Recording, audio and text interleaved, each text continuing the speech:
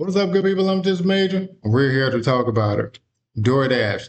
They're unleashing a new robot, a delivery robot. I believe it's primarily out on the West Coast. But yeah, I hadn't seen anything quite like this. But let's go ahead and check it out. There's a new bot on the streets. When great hunger meets great innovation. Meet Dot, DoorDash's first commercial autonomous delivery robot rolling out around Phoenix. At just 1/10 the size of a car, DoorDash says this all-electric bot can travel up to 20 miles per hour on sidewalks, bike lanes, and even roads, using built-in navigation tech like GPS. 20 miles an hour, sidewalks, bike lanes, and roads. I don't see this happening on the roads at 20 miles an hour. I don't know. It could work. It very well could, but I just don't know how. All right. GPS, radar, lidar, and cameras. Dot stands at 4 feet 6 inches tall, but don't think that its cute headlights means it can't do the heavy lifting. At 350 pounds, the company says Dot can carry 6 large pizza boxes or up to 30 pounds at once. 350 pounds is pretty big.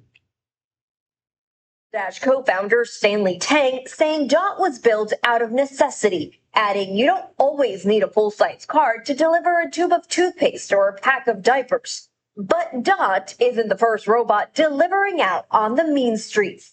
AV Ride's robots scoot along under 10 miles an hour. AV Ride partnered with Uber Eats to bring robo-deliveries to 3 U.S. cities last year. And Surf Robotics has some too, like the ones NBC followed last year in Los Angeles, now rolling out in Chicago. The bots have hit some speed bumps, with viral videos showing them getting stuck or even tampered with.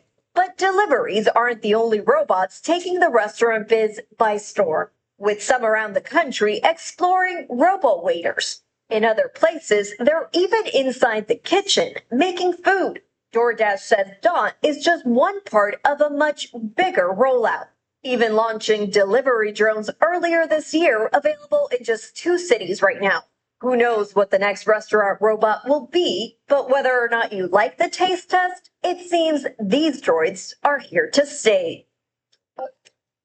Camila is joining us now. And where you are out in LA, Camila, these things are everywhere. But to your point in the piece here, it's part of this sort of changing transitional moment in the industry writ large.